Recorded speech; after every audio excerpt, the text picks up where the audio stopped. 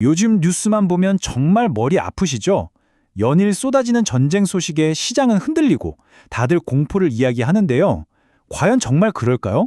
오늘은 감정이 아니라 냉정한 데이터로 시장의 본질을 한번 꿰뚫어 보겠습니다. 자, 그럼 한번 제대로 파고들어 보죠. 연일 지정학적 갈등에 대한 헤드라인이 쏟아지니까 당연히 불안감을 느끼기 쉽습니다.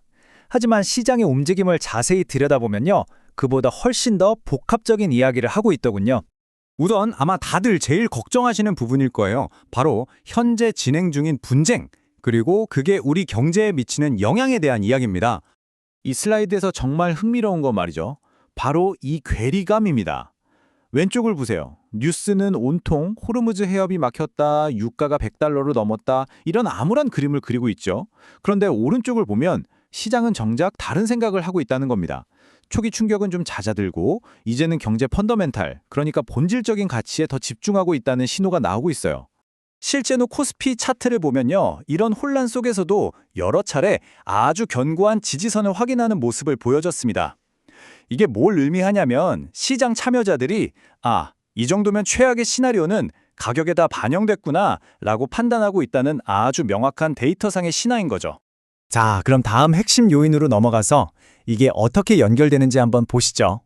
바로 곧 발표될 미국의 경제 데이터와 이것 때문에 미국 연준이 처한 아주 어려운 딜레마에 대한 내용입니다. 여기서 진짜 중요한 건 바로 저기 근원 PC입니다. 눈에 보이는 헤드라인 물가는 2.9%로 안정적인 것처럼 보이죠.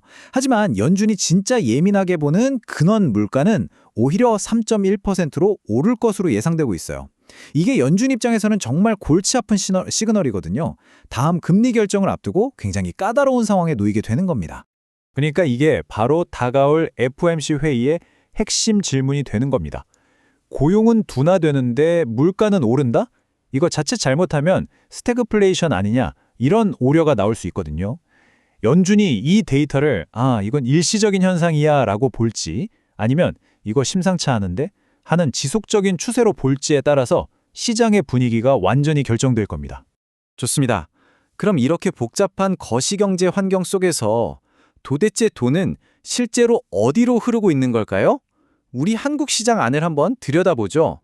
야, 이 표를 보면 정말 시장이 극과 극으로 나뉘어 있다는 게 한눈에 보이죠?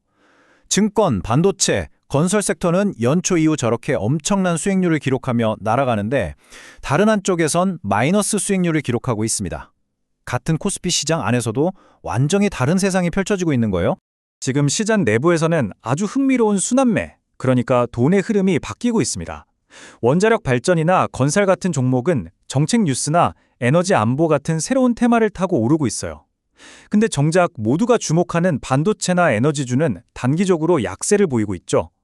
대형주가 많은 코스피는 좀 부진한데 코스닥은 오히려 잘 버티고 있고요. 돈의 흐름이 우리가 생각하는 것과 전혀 다르게 아주 복잡하게 움직이고 있다는 증거입니다. 이런 현상 제 20년 경험으로 보면 정말 교과서 같은 패턴입니다. 데이터는 명확히 보여주죠. 기관하고 외국인들이 물량을 쏟아내면 개인 투자자들이 이때가 기회다 하고 달려듭니다. 문제는 이게 떨어지는 칼날을 잡는 건지 아니면 떠오르는 별을 잡는 건지는 지나봐야 한다는 거죠. 자, 그렇다면 이 모든 소음과 혼돈 속에서 우리는 어떻게 현명한 결정을 내릴 수 있을까요? 다시 우리는 숫자를 봐야 합니다. 퀀트의 시각으로 말이죠. 8.71배. 이 숫자가 뭘 의미할까요? 이게 바로 지금 우리나라 코스피의 12개월 선행 주가 수익 비율, 즉 PER입니다. 간단히 말해서 지금 한국 시장이 이익에 비해 얼마나 싼지를 보여주는 척도인데 이게 이례적으로 낮은 수준이라는 겁니다. 온갖 뉴스에 나오는 위험들을 다 감안하더라도 전 세계 다른 시장이랑 비교했을 때 너무나도 저평가되어 있다는 거죠.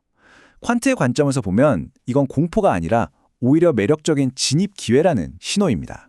그래서 이런 분석을 바탕으로 한 전략은 아주 명확해집니다. 첫째, 시장의 감정적인 흔들림, 즉 하락을 위기가 아니라 매수 기회로 활용하는 겁니다.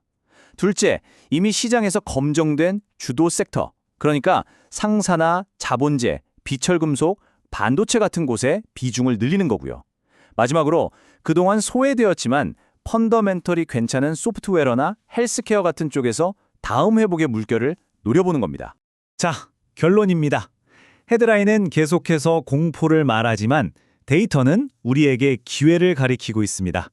여러분의 전략은 어느 쪽에 기반을 둘 것입니까? 오늘 분석의 핵심이었습니다. 감정이 아닌 숫자에 기반한 성공적인 투자를 기원합니다.